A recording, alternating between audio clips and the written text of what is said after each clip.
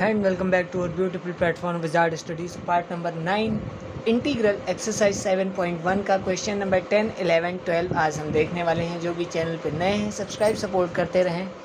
हर एक क्वेश्चन को बहुत अच्छे अप्रोच में आपको बता रहे हैं, बहुत अच्छे से हम आपको बता रहे हैं।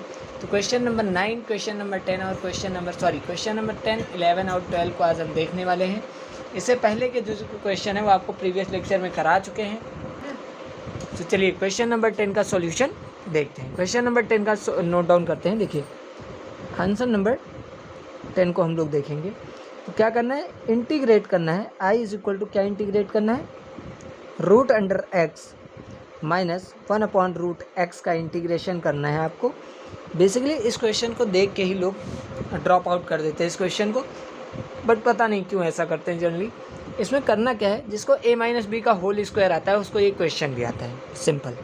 तो a-b का होल स्क्वायर ज़रा बताइए क्या होता है। तो a² plus b² minus 2ab, ये क्या होता है, a-b का होल स्क्वायर आपको पता होगा, एलजेब्रा में आपको पढ़ा होगा a² plus b² minus 2ab।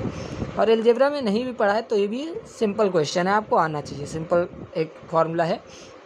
तो देखिए सबसे पहले किसका, √x का स्क्वायर प्लस 1/√x का स्क्वायर माइनस 2 इंटू a यानी कि √x/b यानी कि 1/√x।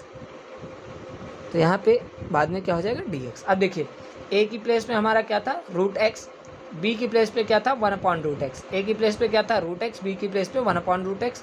तो पहले a का स्क्वायर यानी कि √x का स्क्वायर प्लस b का स्क्वायर यानी कि 1/√x का स्क्वायर माइनस 2a यानी कि √x, b 1/√x। √x से √x कैंसिल हो गया तो बचेगा क्या, i is equal to square से रूट कैंसिल तो क्या आ जाएगा, x प्लस स्क्वायर से रूट कैंसिल तो 1/x माइनस यहाँ पे √x कैंसिल हो गया तो क्या बचेगा, 2।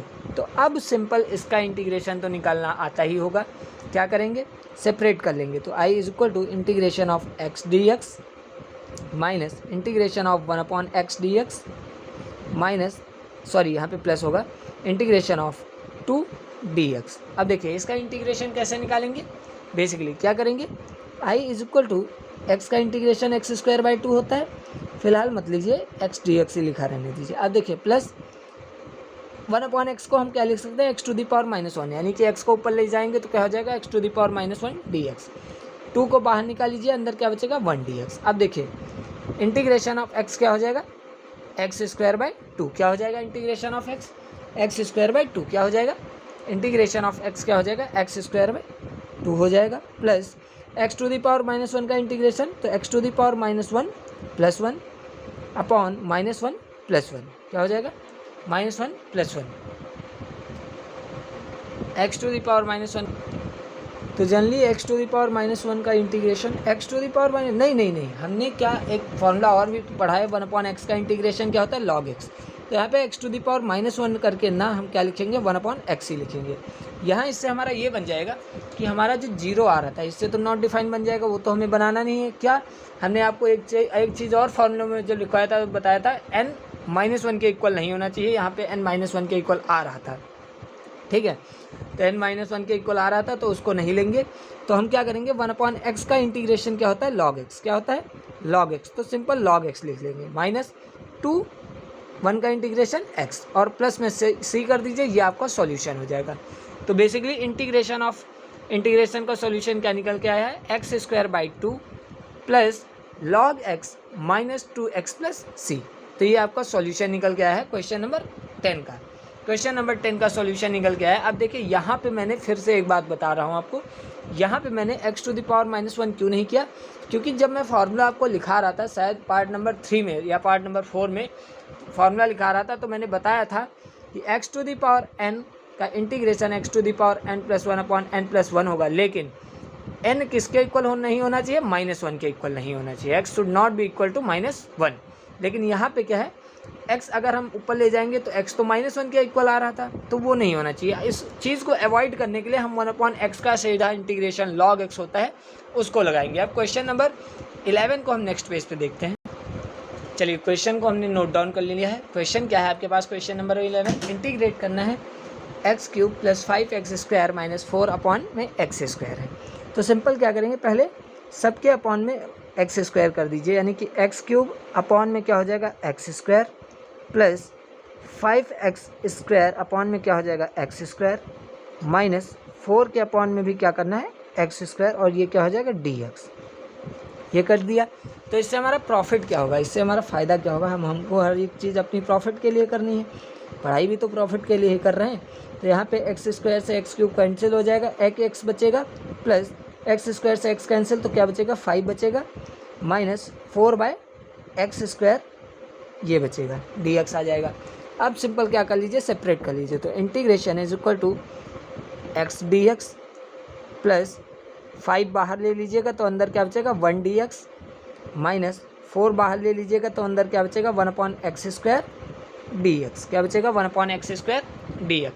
अब देखिए यहाँ पे हम एक चीज़ कर सकते हैं, क्या x dx plus 5 1 dx minus 4 है बाहर, क्या है बाहर क्या है 4 है। अब देखिए यहाँ पे x टू द पावर -2 लिख सकते हैं, क्यों, क्योंकि यहाँ पे x टू द पावर -1 नहीं होनी चाहिए, लेकिन -2 तो हो सकता है ना। तो i is equal to x square, x का इंटीग्रेशन क्या हो जाएगा एक्स स्क्वायर बाई 2 प्लस 5 1 का इंटीग्रेशन x माइनस 4। अब यहाँ पे देखिए, यहाँ पे इंटीग्रेशन करेंगे तो x to the power -2 plus 1 upon -2 plus 1, और प्लस में क्या हो जाएगा c, होल का कांस्टेंट क्या हम ऐड करेंगे c। तो integration is equal to x square by 2 plus 5x minus 4, यहाँ पे देखिए -2 प्लस 1 यानी कि x to the power -1 upon x to the power -1 plus 1। अब देखिए i is equal to x square by 2 plus 5x minus minus क्या हो जाएगा plus 4, x to the power -1 को हम क्या लिख सकते हैं 1/x लिख सकते हैं ना, प्लस c। ये हमारा सॉल्यूशन हो जाएगा। और थोड़ा अच्छे से लिखना है तो i इज इक्वल टू क्या हो जाएगा x square by 2 plus 5x plus 4/x plus c, ये हमारा सॉल्यूशन हो गया। तो समझ में आया होगा वो पापू को अच्छे से। सिर्फ सेपरेशन का खेल है, सेपरेशन करना है बस, उसके आगे आपसे बन ही जाएगा। सेपरेशन का खेल है, सेपरेट अच्छे से करना है। चलिए आज का लास्ट क्वेश्चन को हम करते हैं। इस क्वेश्चन का लास्ट क्वेश्चन आज का, आज का last question but not least question, यानी कि बहुत अच्छा क्वेश्चन है हमारे पास ये।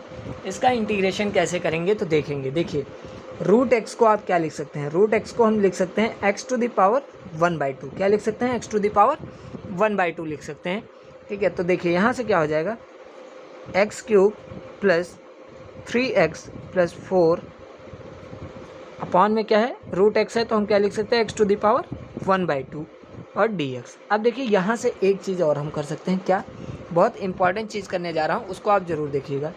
तो x टू द पावर 3 है, और जब हम एक्स स्क्वायर को अभी ये ना करके तो हम क्या करते हैं एक्स टू द पावर 1/2 इसके नीचे रखेंगे प्लस 3x के अपॉन में x to the power 1/2 plus 4 के अपॉन में एक्स टू द पावर 1/2 और dx लिख लेते हैं, ठीक है।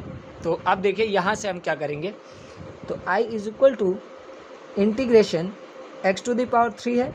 अब एक्स टू द पावर 1/2 को हम जब ऊपर ले जाएंगे तो क्या हो जाएगा एक्स टू द पावर -1/2, क्या हो जाएगा -1/2 प्लस 3x है यहाँ पे, एक्स टू द पावर -1/2 ऊपर ले जाएंगे plus 4x to the power -1/2 ऊपर ले जाएंगे, तो लास्ट में dx लगाना है। किया क्या है एक्स टू द पावर 1/2 जो नीचे था उसको ऊपर ले गए तो एक्स टू द पावर -1/2 लिख दिया गया है।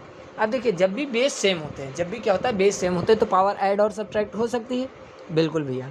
तो क्या करेंगे 3 - 1/2, तो देखिए 3 - 1/2 करेंगे तो 2 3 जा 6, 6 - 1 करेंगे तो कितना आ जाएगा 5/2, कितना आ जाएगा x की वैल्यू कितनी आ जाएगी 5/2, कितनी 5/2 प्लस 3x। अब देखिए x टू दी पावर कितनी है यहाँ पे 1 है, कितनी है 1, तो 1 - 1/2 करिए तो क्या हो जाएगा 2 - 2 - 1 यानी कि 1/2, यानी कि क्या आ जाएगी x की value 1/2 plus 4x to the power -1/2 into dx। अब इंटीग्रेशन हो जाएगा आपसे, तो हो जाना चाहिए भाई। तो देखिए i is equal to x to the power 5 का इंटीग्रेशन, तो x to the power 5/2 dx plus separate कर लीजिए x to the power 1/2 dx plus 4 बाहर निकाल लीजिए x to the power -1/2 dx। अब देखिए यहाँ पे क्या हो जाएगा, i is equal to integration x to the power 5 dx का एक्स टू द पावर 5/2 का क्या हो जाएगा, x to the power 5/2 plus 1 upon 5/2 plus 1 plus 3 integration of x to the power 1/2 का क्या हो जाएगा, 1/2 प्लस 1 अपॉन 1/2 प्लस 1 हो जाएगा plus 4 x to the power -1/2 plus 1 upon -1/2 plus 1 plus c. ये आपका निकल के आ चुका है।